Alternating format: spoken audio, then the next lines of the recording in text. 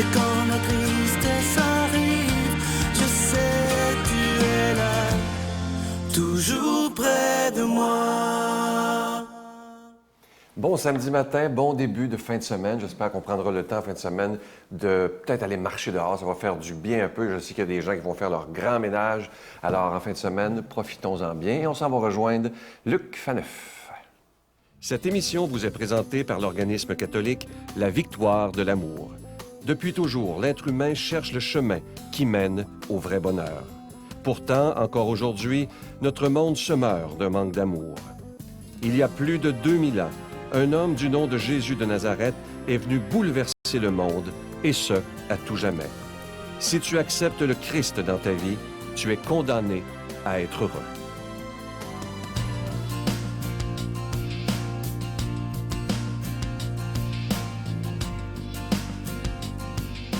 Vous savez, la foi, c'est comme un muscle, n'est-ce pas? On a besoin de s'entraîner pour avoir des muscles vigoureux, mais la foi, voilà, la foi, c'est la confiance. Et la confiance a besoin d'être nourrie, alimentée, intensifiée pour croître. Et c'est ce qu'on fait, c'est ce que vous faites tous les matins. Félicitations, bénis êtes-vous en écoutant la victoire de l'amour, mais aussi en cheminant avec le pape Benoît XVI en cette année de la foi, en lisant et en méditant, comme on le fait depuis déjà plusieurs mois, cette magnifique lettre encyclique Porta Fidei.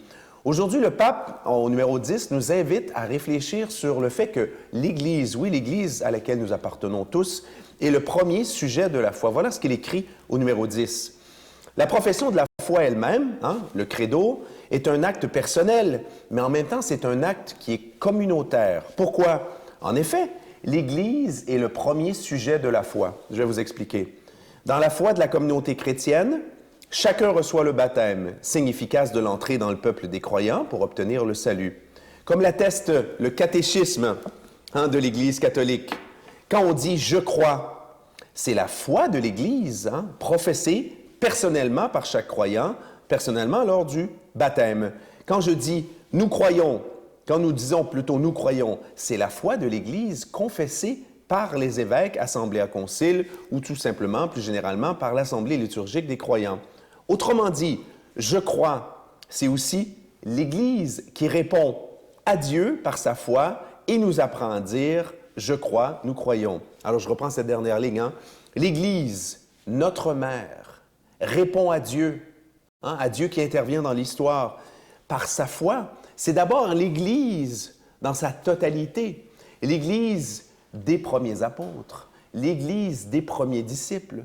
Ce sont eux qui ont cru en premier. Et c'est parce qu'eux ont cru, parce que d'abord et avant tout, Marie, la première des croyantes, parce que Marie a cru la première, que nous sommes capables de croire. Autrement dit, notre foi, nous la recevons de l'Église. Nous l'avons reçue du baptême et nous pouvons croire. Et ça, il faut en prendre conscience. Nous pouvons croire seulement parce que l'Église a cru devant nous. Parce que quand on dit « je crois en Dieu », ce n'est pas nous qui inventons ce en quoi nous croyons.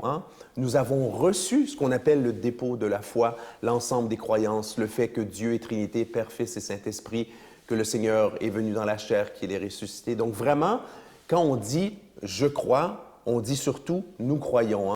Je crois dans une Église.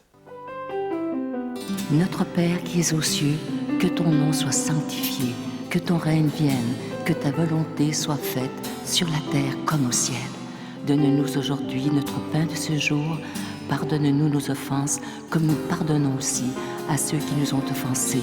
Et ne nous soumets pas à la tentation, mais délivre-nous du mal, car c'est à toi qu'appartiennent le règne, la puissance et la gloire, pour les siècles des siècles. Amen. Je suis tellement content de vous parler de ce beau cadeau. Vous savez qu'on est au mois de mai, le mois de Marie. Il s'agit d'un dizainier qui est en épinglette et c'est à l'effigie de Notre-Dame de la Guadeloupe. Vous savez qu'elle a été nommée impératrice ou patronne des Amériques par le pape Jean-Paul II. Et si on a choisi ce beau cadeau, Sœur Angèle et moi, c'est aussi pour rendre hommage au pape François qui vient des Amériques et aussi pour demander à Notre-Dame de la Guadeloupe de toujours protéger de tout mal le pape François. Je vous rappelle que ce bel article, il est déjà béni et ce qui est beau de cet article, c'est qu'il a été fait à la main. C'est pas des machines et tout ça, c'est vraiment à la main, un à un et dans la prière. Alors, je vous rappelle que c'est avec un don de 25 $ et si vous en voulez deux, c'est avec un don de 40 $. Je vous donne l'adresse. La Victoire de l'Amour, casier postal 120, succursale Boucherville à Boucherville, le J4B 5E6, je vous la redonne. La Victoire de l'Amour, casier postal 120, succursale Boucherville à Boucherville, le J4B 5E6. Également par carte de crédit ou également par carte débit Visa. À partir de maintenant, on l'accepte dans le 514-523-4433, 523-4433 ou sans frais, le 1-888-811-9291, 1-888-811-9291, aussi sur notre site Internet, le www.lavictoiredelamour.org et également pour les plus de 10 000 personnes maintenant qui nous suivent sur Facebook. Vous pouvez également, vous le savez, faire votre don directement sur Facebook. Je vous remercie de tout cœur et je suis convaincu que vous allez beaucoup aimer ce beau cadeau du mois de mai. Je vous remercie de tout mon cœur de votre prière et aussi de votre générosité.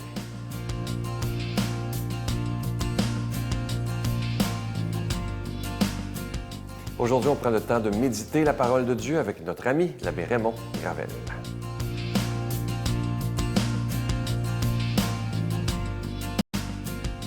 Bonjour. Aujourd'hui, l'Évangile, c'est de Saint Jean. À l'heure où Jésus passait de ce monde à son Père, il disait à ses disciples, « Si le monde a de la haine contre vous, sachez qu'il en a eu d'abord contre moi. Si vous apparteniez au monde vous aimerait, car vous seriez à lui. Mais vous n'appartenez pas au monde, puisque je vous ai choisi en vous prenant dans le monde. Voilà pourquoi le monde a de la haine contre vous. » Rappelez-vous la parole que je vous ai dite. Le serviteur n'est pas plus grand que son maître. Si l'on m'a persécuté, on vous persécutera vous aussi. Si l'on a observé ma parole, on observera aussi la vôtre. Les gens vous traiteront ainsi à cause de moi, parce qu'ils ne connaissent pas celui qui m'a envoyé. Un évangile plutôt difficile, avec des termes qui ont besoin d'être expliqués, le monde, la haine et tout ça. C'est aussi, on est dans le temps pascal, c'est l'évangile de Jean qui prédomine au temps pascal, et c'est aussi aujourd'hui la fête de Marie-Léonie Paradis, la fondatrice des Sœurs de la Sainte Famille, qui a été dévouée toute sa vie au service des autres, au service du clergé, mais aussi au service des pauvres et des mal-aimés. Alors, dans ce temps pascal où l'évangéliste Jean domine, pour comprendre le récit d'aujourd'hui, il faut aller juste avant, dans le récit qui précède. Et c'est la parabole de la vigne, où Jésus dit « Je suis la vigne, mon Père est le vigneron, vous êtes les sarments. » Alors, vous savez qu'une vigne, un arbre, les branches sont directement reliées au tronc. Sinon, les branches ne pourraient pas vivre. Et c'est pourquoi nous sommes reliés au Christ d'une façon telle que sans lui, on ne pourrait pas vivre. La sève qui circule dans la vigne, bien, c'est le Christ qui circule en chacun de nous. Et c'est pourquoi on est si reliés et si branchés à lui. Alors, ça peut nous aider à mieux comprendre le récit d'aujourd'hui lorsqu'il dit « Si le monde a de la haine contre vous, parce qu'il y en a eu contre moi aussi. » Bon, quand on parle du monde dans l'Évangile de Jean, on parle de quoi? On ne parle pas des gens ordinaires, là, de la foule. On parle de ceux et de celles qui ont refusé le Christ. C'est le monde. Et c'est pourquoi Jésus dit « Vous n'êtes pas du monde. Même si je vous ai choisi dans le monde, vous n'êtes pas du monde. » Ça ne veut pas dire qu'on n'est pas intégré ou incarné dans le monde, ça. Ça veut dire qu'il faut dire que nous sommes dans le monde, mais nous sommes aussi avec ceux et celles qui ne croient pas au Christ. Et ça fait partie de notre monde. Et c'est un peu ça que Saint Jean veut nous dire. Alors, lorsque Saint Jean parle du monde, c'est toujours ceux qui ont de la haine contre le Christ, ce sont ceux qui le refusent, qui n'acceptent pas le Christ ressuscité. Et aujourd'hui, on ne vit pas la persécution comme au temps des premiers chrétiens, mais on vit quand même une sorte de persécution avec l'indifférence des gens. Et c'est peut-être aussi pire parfois. Alors Saint Jean dit, au fond, les disciples du Seigneur ne peuvent appartenir à ce monde, même s'ils viennent de ce monde. Et comme le serviteur n'est pas plus grand que son maître, il est fort probable que nous vivions exactement ce que le maître a vécu, différemment, mais réellement aussi.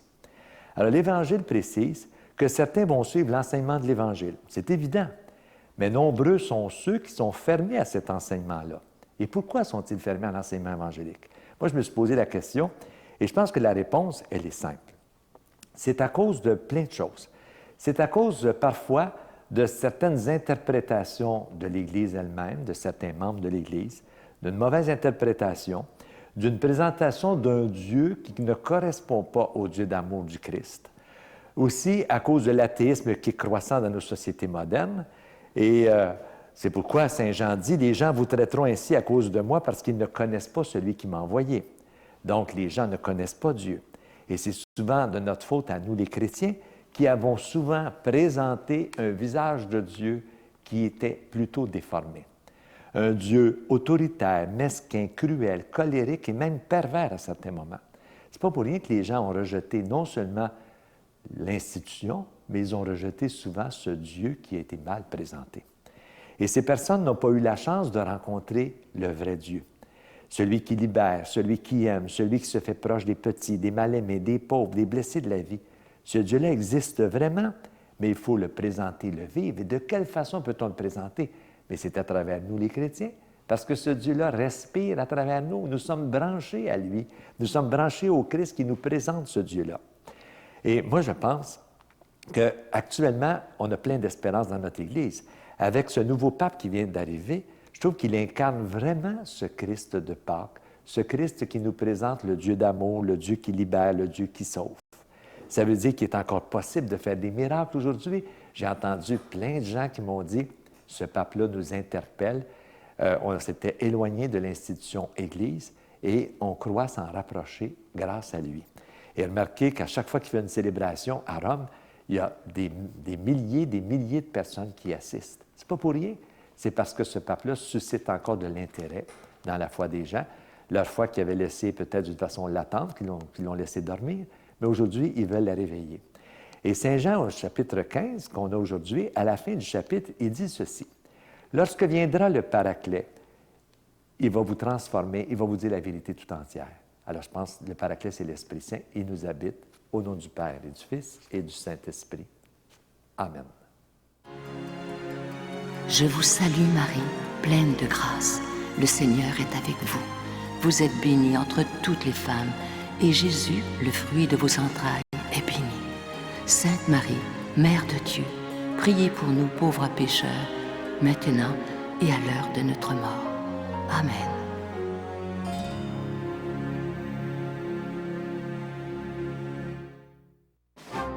Dans le cadre de l'année de la foi, la Victoire de l'amour, en collaboration avec Voyage Intermission, vous invite à une croisière mémorable en Alaska à bord du Celebrity Solstice. Sous le thème « Les splendeurs de la création », vous découvrirez les beautés exceptionnelles du nord-ouest du Pacifique et l'Alaska, qui possède les plus beaux paysages sauvages terrestres et maritimes dont la virginité n'a que peu d'égal au monde. En compagnie de l'abbé Robert Lemire et Sylvain Charon, venez vivre des moments de réflexion, de prière, d'enseignement avec célébration eucharistique quotidienne du 29 août au 6 septembre 2013. Informations, réservations chez Voyage Intermission au 514-288-6077 ou sans frais 1-800-465-3255. Très belle phrase du pape François ce matin. Je ne sais pas si vous remarquez, mais même dans ses homélies, comment il parle simplement. Il ne fait pas de grandes envolées théologiques. Il parle dans des mots qu'on comprend. C'est toujours plein de tendresse. Aujourd'hui, il dit ceci. « Accepte Jésus ressuscité dans ta vie. Même si un jour tu t'es éloigné, fais un petit pas vers lui. Il t'attend, les bras ouverts. » Très, très belle phrase, pleine de tendresse et d'espérance, qui nous redit qu'il n'est jamais trop tard. Parce que cette phrase, elle s'adressait beaucoup à ceux qui s'étaient éloignés de l'Église ou ceux qui ne croient pas du tout en Dieu. Et le pape leur tend la main en disant « Il n'est jamais trop tard. » Je vous souhaite une belle journée, une bonne fin de semaine et à demain. Bye. Comme lui, savoir dresser la table, comme lui, louer le tablier, se lever chaque jour et servir par amour, comme lui. La Victoire de l'amour remercie de tout cœur les Résidences Soleil de leur accueil si chaleureux.